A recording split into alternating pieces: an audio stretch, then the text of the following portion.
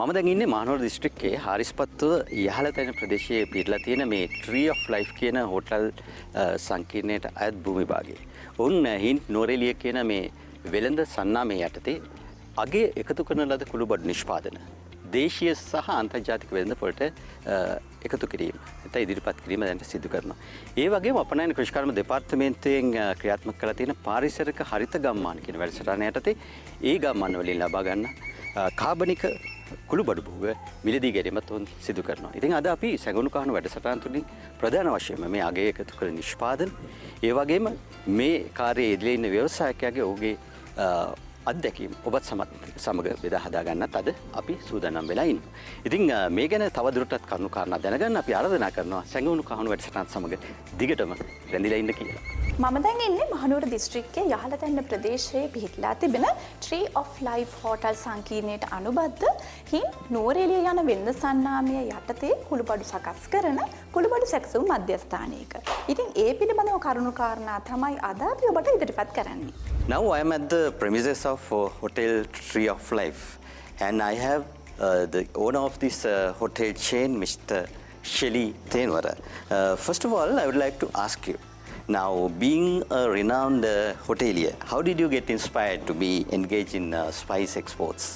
Well, Tree of Life as a nature resort that we always had the opportunity to grow vegetables what is really necessary to the hotel.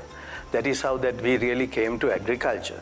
But one day when I came to the hotel, that I noticed there was a workshop that conducted by export agriculture. So because of this wording export agriculture, because from those days I had in my mind that I also must make use of this land and do some kind of cultivation.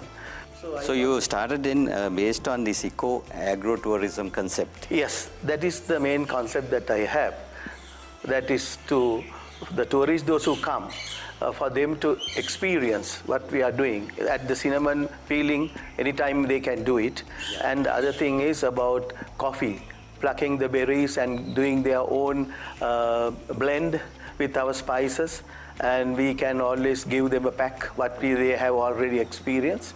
So for them to take it, that's kind to be something eco-agri, this tourism. And now I can see a plethora of spice packs here, what you manufacture here. So can you explain on this?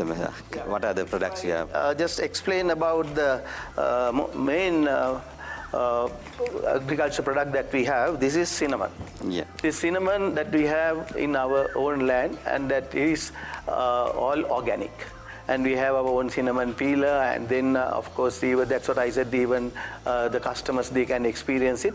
This is with C4, C5 and even Alba, these qualities that we really produce in our factory. And this is Ceylon cinnamon, that is also, I must mention that. And then another thing is about cardamom.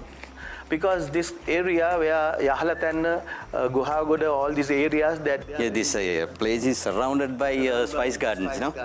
So cardamom is also one thing. But anyway, we don't buy cardamom from normal. But when you take about cardamom, the huge trees, no one is going to put any chemical fertilizer or anything. But so those lands are, those cultivations are naturally organic. And the other thing is pepper. That of course we use organic fertilizer, and then use the pepper, and clove is also another product, nutmeg, and we have out of cinnamon, we have the cinnamon powder and cinnamon pieces. Yeah, that's right. Right, cinnamon pieces and cinnamon powder.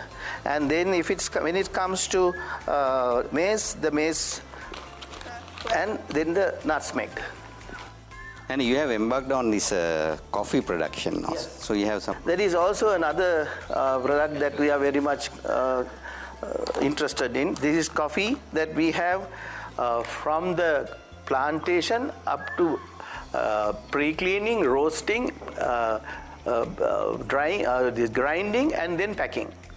So we are doing. You have installed all these high technological appliances, equipment here, no, to do that. Yes, we have the dehydrator, we have the pulping machine, we have the grinders, and even the grinding process, it's with a magnetic screen where it's absorbed the metal particles, and it is something, and we have the sieve that's called, that is mainly to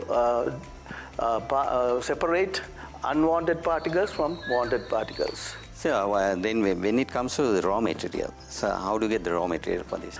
We have on our own, that is a part of our products, and then we buy it from outside.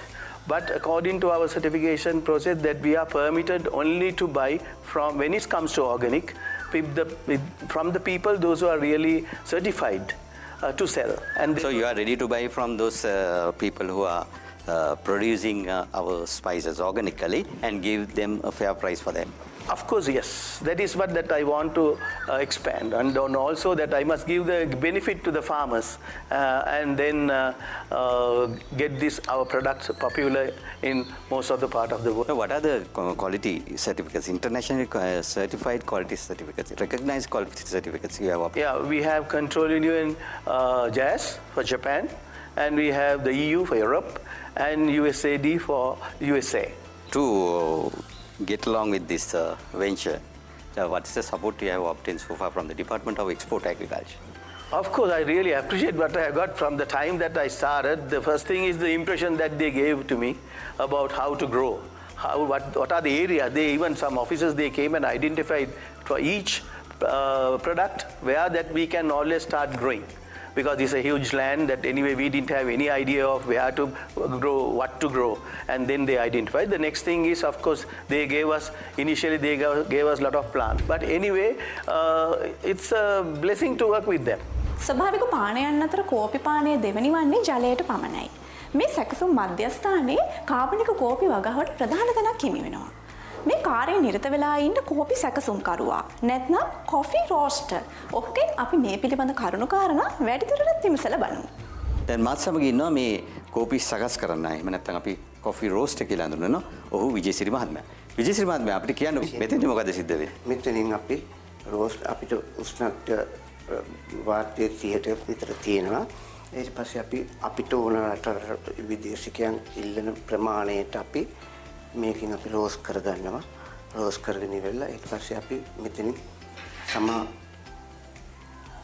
විදිහට බලනවා අපි ඒක කරලා ඉවරලා අපිට ඕන ප්‍රමාණයට අපි සකස් කරගත්තාට රෝස් වුණා බෙදගත්තාට පස්සේ අපි මේකට ඉවත් කරගෙන ඊට පස්සේ අපි කූල් අපිට අතින් අල්ලනකම් කූල් වෙනකම් මේකෙන් අපි මේ යන්ත්‍රයෙන් කරකවගෙන අපි සම්පූර්ණ පසුව දවසකට පස්සේ පැය 24ක් ගියාට පස්සේ තමයි අපි බ්ලෙන්ඩර් එකෙන් ඒ රටට ඉල්ලන විදිහට අපි ග්‍රයින්ඩර් එකකින් අවශ්‍ය ප්‍රමාණයට කුඩු කිරීමක් කරනවා. ඒක කියන්නේ අපි ඉල්ලුම්කරුගේ ඉල්ලුම අනුව ඔහුගේ ඉල්ලන රසයට අනුව තමයි ඔබ කෝපි සකස් කිරීම මෙතෙන්දි කරන්නේ. දැන් මාත් සමග ඉන්නවා අපනයන කෘෂිකර්ම දෙපාර්තමේන්තුවේ ව්‍යාපාර උපදේශන ඒකකයේ කලකට ඉදිරියේදී රාජකාරී කර උපාලි කොටිකාර මහත්මයා. අද ඔහු ඔබ ඉදිරියට එන්නේ නාරම්පනාව පාරිසරික හරිත ගම්මානයේ සමාජිකයෙක් හැටියට. ඔබගේ පළමුවෙන් මම අහන්න කැමතියි දැන් මේ කාබනික නිෂ්පාදන සඳහා අද හොඳ වෙළඳපොළක් නිර්මාණය වෙලා තියෙනවා. ඇත්ත වශයෙන්ම ගිම්මාන් මම ලොකු වෙළඳපොළක් නිර්මාණය වෙලා තිනා. ඒක වෙන්නේ මෙහෙමයි. මම හිතන්නේ දැන් අපි කවුරුත් දන්න මේ කොවිඩ් වසංගතේ හින්දා අපි මේ දේශීය ස්වභාවික දෙයට හොඳ නඹුරුවක් තියෙනවා. හොඳ ඉල්ලුමකුත් තියෙනවා. විශේෂයෙන් මේ ස්වභාවිකව හදපු වසවිස නැති කුෂිසාසයෙන් බැහැර හදපු දේවල් වලට හොඳ ඉල්ලුමක් තියෙනවා. නමුත් ඒකට සහතිකරණයක් අවශ්‍යයි. ඉතින් මම අපේ අපනේෂකර්ම දෙපාර්තමේන්තුව හොඳ වැඩ පිළිවෙලක් ක්‍රියාත්මක කරා මේ කාබනික සහතික අපිට අරන් දුන්නා. ඒකින් අපේ නාරම්පනාව ඇතුළු මේ ලංකාව පුරා දිස්ත්‍රික්ක කීපයක මේ වැඩසටහන් ක්‍රියාත්මක කරලා කාබනික සහතික අරන් තියෙනවා. ඒතර අපේ දෙපාර්තමේන්තුව මේ ගත්ත කාබනික සහතිකෙන් අපිට දැන් වෙළඳපොළක් හොයන්න තමයි ලොකුම කාර්යය තියෙන්නේ. නමුත් මේ මම කිව්වාගේ මේ ලැබුණ අවස්ථාවෙන් අපි ප්‍රයෝජන ගන්න ඕනේ. එහෙමනම් අපි විශේෂයෙන්ම මෙන්න මේ අපේ දේශීය වසවිස නැති කුළුබඩු මේ කාබනික සහතිකයත් එක්ක අපි වෙළඳපොළ ඉදිරිපත් කරන්න ඕනේ. ඉතින් මේක අපිට ලොකු අභියෝගයක්. මේක කරන්නේ කොහොමද කියලා. මොකද අපිට වෙළඳපොළ හොයාගන්න බෑ. අපි පොද නිෂ්පාදන ක්‍රියාවලිය අපි ගුණාත්මකව හදලා තියෙනවා. සහතිකය තියෙනවා. අමුතුවට වෙළඳපොළ හොයාගන්න බෑ. ඉතින් ඒකට මහඟු අවස්ථාවක් මම හිතන්නේ මෙන්න මේ වගේ අපිට හොඳ ව්‍යාපාරික. ඒ කියන්නේ කාබනික සහතික තියෙන නිෂ්පාදන වෙළඳපොළ සඳහා සහතික තියෙන ගැනුම්කරු සම්බන්ධ කරගන්න පුළුවන් අපේ දෙපාර්තමේන්තුව හරහා අපිට ලොකු පිටුවහලක් වෙනවා. මොකද අපේ දෙපාර්තමේන්තුවේ හදන මේ හොඳ නිෂ්පාදන ඒ හරහා අපිට ලබා දෙල වැඩි මිලක් ලබා ගන්න. මෙතන සිද්ධ කරනු ලබන්නේ අපේ ගොවිපැනෙන් ලබා ගන්නා කාබනික කුරුඳු එල්බා C4 C5 ලෙස සකස් කිරීම. ඒ සකස් කරගන්න කුරුඳු සබන් නිෂ්පාදනය, කුරුඳු කුඩු නිෂ්පාදනය සහ කුරුඳු කැබලි වගේම කෝපි රසකාරකයක් ලෙස යොදා ගන්න. ඔබත් මේ අපනයන කෘෂි භෝග පිළිබඳ උනන්දුවක් දක්වනවා නම් ඔබටත් පුළුවන් මේ ආයෝජන ආධාර සමග සම්බන්ධ වෙන්න. මෙවැනි අපනයන කෘෂිකාර්ම සැකසුම් මධ්‍යස්ථාන ආරම්භ කිරීමට ඔබටත් ආයෝජන ආධාර ලබාගත හැකි. එයට අමතරව අප ආයතනය විසින් නවවගා ප්‍රවර්ධන වැඩසටහන, ඵලදායිතා ප්‍රවර්ධන වැඩසටහන, කාබනික වගා ප්‍රවර්ධන වැඩසටහන කියන වැඩසටහන් හරහා ආයෝජන ආධාර නිකුත් කිරීම කරනවා. සෑම සඳහා දිනකම ගොවිජන සේවා මධ්‍යස්ථානයේදී ඔබගේ ව්‍යාප්ති නිලධාරීවරයා හමු විය හැකි. එයට අමතරව සතියේ වැඩ කරන සෑම දිනයකදීම අපනයන කෘෂිකර්ම දෙපාර්තමේන්තුවේ දිස්ත්‍රික් කාර්යාලය හරහා ඔබට අවශ්‍ය තොරතුරු ලබාගත හැකියි. මම දැන් ඉන්නේ Tree of Life හෝටල් සංකීර්ණයට අනුබද්ධ හින් නුවරඑළිය කියන වෙළඳ සන්නාමය යටතේ නිෂ්පාදනය කරන මේ සබන් නිෂ්පාදනය කරන අංශය. ඒ අංශය බාර නිලධාරිනිය මත් සමග ඉන්නවා යමුනා ජයවික්‍රම මහත්මිය. යමුනා මහත්මිය කියන්නේ දැන් මේ සඳහා ඔබ යොදාගෙන තියෙන මේ කුළුබඩු සාරයන් මොනවාද? මෙම සබන් කැටේ නිෂ්පාදනය කරන්න අපි වර්ජින් කොකනට් ඔයිල් සහ මුරුංගා ඔයිල් එකතු කරලා තියෙනවා. ඒ වගේම ඒ වගේ සුවඳ එන්න අපි සුවඳ වර්ග විදිහට සිට්‍රනෙල්ලා එසෙන්සියල් ඔයිල්, සිනමන් එසෙන්සියල් ඔයිල්, වෙටිවර් එසෙන්සියල් ඔයිල් පාවිච්චි කරනවා. මෙම සබන් නිෂ්පාදනය කරන්නේ මේ දේශීය වෙළඳපොළටද එහෙම නැත්නම් විදේශීය වෙළඳපොළටද? විදේශීය වෙළඳපොළ සඳහා තමයි අපි නිෂ්පාදනය කරන්නේ. ගම්මිරිස් මිලදී ගැනීමේ ජාතික වැඩසටහන කුඩා වැවිලි භෝග වගා සංවර්ධනය ආශ්‍රිත කර්මාන්ත හා අපනයන ප්‍රවර්ධන රාජ්‍ය අමාත්‍ය ජානක වක්කුඹුර අමාත්‍යතුමාගේ ප්‍රධානත්වයෙන් මහනුවර දිස්ත්‍රික්කයේ මීමුරේදී පසුගියදා ආරම්භ වුණා. එහිදී මීමුරේ ප්‍රදේශයේ ගොයින් සතුව පැවති ගම්මිරිස් කිලෝග්‍රෑම් 7900ක ප්‍රමාණයක් කුළුබඩු මණ්ඩලය මගින් මිලදී ගැනීම සිදු කරනවා. එහි වටිනාකම රුපියල් ලක්ෂ 63ක්. එහිදී උසස් තත්ත්වයේ ගම්මිරිස් කිලෝවක් සඳහා රුපියල් 800ක මුදලක් වගාකරුවන්ට ලබා දෙනු ලැබුවා. අතිගරු ජනාධිපති ගෝඨාභය රාජපක්ෂ මැතිතුමාගේ ප්‍රධානත්වයෙන් පසුගියදා මීමුරේදී පැවති ගම සමග පිළිසඳරක් වැඩසටහනේදී ගම්මිරිස් සඳහා සාධාරණ මිලක් නොමැතිවීම ගම්මිරිස් වගාකරුවන් මුහුණ දෙන ප්‍රධානතම ගැටලුවක් ලෙස හඳුනා ගනු ලැබුවා. එයට විසඳුමක් ලෙස කුළුබඩු මණ්ඩලය විසින් මෙලෙස වගාකරුවන්ගෙන් ගම්මිරිස් මිලදී ගැනීම සිදු කරනු ලැබුවා. අමාත්‍ය ජානක වක්කුඹුර මහතාගේ සංකල්පයක් ලෙස මෙලෙස මිලදී ගන්නා උසස් ප්‍රමිතියෙන් යුතු ගම්මිරිස් මීමුරේ ගම්මිරිස් යන විශේෂ නාමය යටතේ සතස ආයතනයට ලබා දීමෙන් අනතුරුව පාරිභෝගිකයන්ට සහන මිලට ලබා දීමට දැනටමත් කටයුතු යොදා තිබෙනවා. එසේම නුදුරියේදී සැකසුම් මධ්‍යස්ථානයක්ද මීමුරේ ඉදිකිරීම ගරු අමාත්‍යවරයාගේ අදහසයි. අපනයන කෘෂිකර්ම දෙපාර්තමේන්තුව මගින් මෙම වැඩසටහන සංවිධානය කර තිබුණු අතර මෙම අවස්ථාවට අපනයන කෘෂිකර්ම දෙපාර්තමේන්තුව අධ්‍යක්ෂ ජෙනරාල් ආචාර්ය ඒ.පී. හීන්කෙන්ද මහතා, කුළුබඩු මණ්ඩලයේ සභාපතිනි කුමුදුනී ගුණසේකර මහත්මිය, අපනයන ප්‍රවර්ධන රාජ්‍ය අමාත්‍යාංශ ලේකම් රෝහණ අබේරත්න මහතා, අපනයන කෘෂිකර්ම දෙපාර්තමේන්තුවේ නිලධාරීන් හා සිසුරු රාජ්‍ය ආයතනවල නිලධාරීන්ද ගොවි ජනතාවද සහභාගී වුණා. එහෙමනම් අදත් වැඩසටහන නිමා කරන්නට ප්‍රථමයෙන් යොමු වෙමු සතියේ ප්‍රශ්නය දෙසට. පසුගිය සතියේ නිවැරදි පිළිතුර ඒවා ජයග්‍රහණය කළ ඔබගේ විස්තර දැන් තිරේ දිස්වෙනවා. ඒ වගේම ඔබට මේ තියාගත් ඉදිරියේදී ඔබට ලබා ගන්නට පුළුවන්. මෙවරසන ප්‍රශ්නය තමයි අගයකතු කළ නිෂ්පාදන සකස් කිරීමේදී නිෂ්පාදකයා වෙත ලැබෙන ප්‍රධානතම වාසිය කුමක්ද? එහෙමනම් ඉතින් නිවැරදි පිළිතුර නිර්මාණශීලීව යොමු කරන්න අපේ සුපුරුදු මෙන්න මේ ලිපිනයට.